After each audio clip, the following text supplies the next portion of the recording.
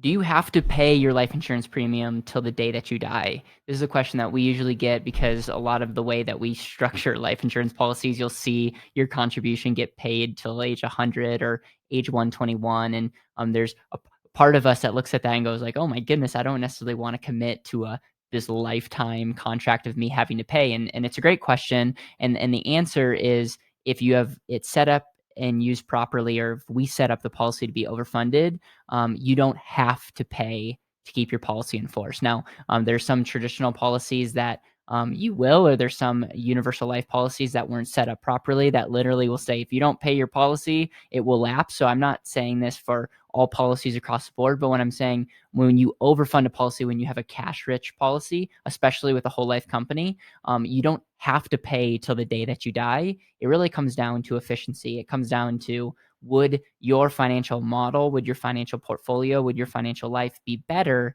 if you continue to pay? And in a lot of cases, if you see life insurance as an asset, and you're contributing $1 when you're 70 and you're getting 5 or 6 back, let alone the other benefits of life insurance, a lot of people are like, I want the option for that. But some people are like, I don't want the ability for that. And so you just have to know that there are many options, whether we do a reduced paid up, whether we do a premium offset, or other options as relates to not having to require premium.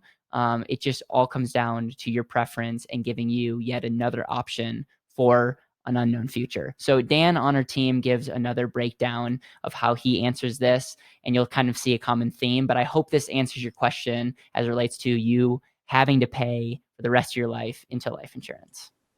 I think that was good. One I want to discuss here is the question of how many years do I have to pay premiums? Can we set for 10 or 20 years?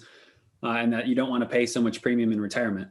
And I'm with you. And we can design a whole number of ways, almost infinite ways, except for the actual insurance regulations. But a lot of people talk about limited pay, which would be like a 10 pay or a 20 pay.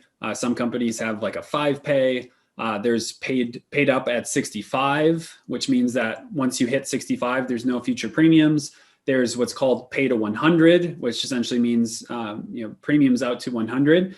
And as Jeremy answered, it really is tailored to your situation. I personally, when I design policies, like to give people the flexibility to pay up to age 100, knowing that we can reduce that at any time, meaning that generally after year 7, we can do what's called the reduced paid up, which essentially means you have no future premiums. And the reason for that is in everything that we do, and what Caleb was just talking about of having flexibility, we want to provide our clients as much flexibility as possible. And that also means in the ability to fund. And as you've heard me say already, a lot of it just comes down to math. It may make sense actually to continue to pay your premiums, based on your situation, because especially if you've had a policy for a long time and it's really getting efficient and that compound interest is cruising. And I like to say it as if I had a bank account where you gave me, let's just say $2,000 and I gave you $15,000 back, when would you ever want to stop that? And that's essentially what we're seeing in these policies is, again, the premium amounts will vary, but you're getting a far larger return than the premium that you're paying in. And I also know GK talks about cash flow. A main part of this whole community is cash flow, cash flow, cash flow. It's fair to say that we just assess what's the best for your cash flow. And in some cases, it's not to pay.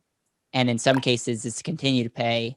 But it's whatever's best for your bottom line cash flow.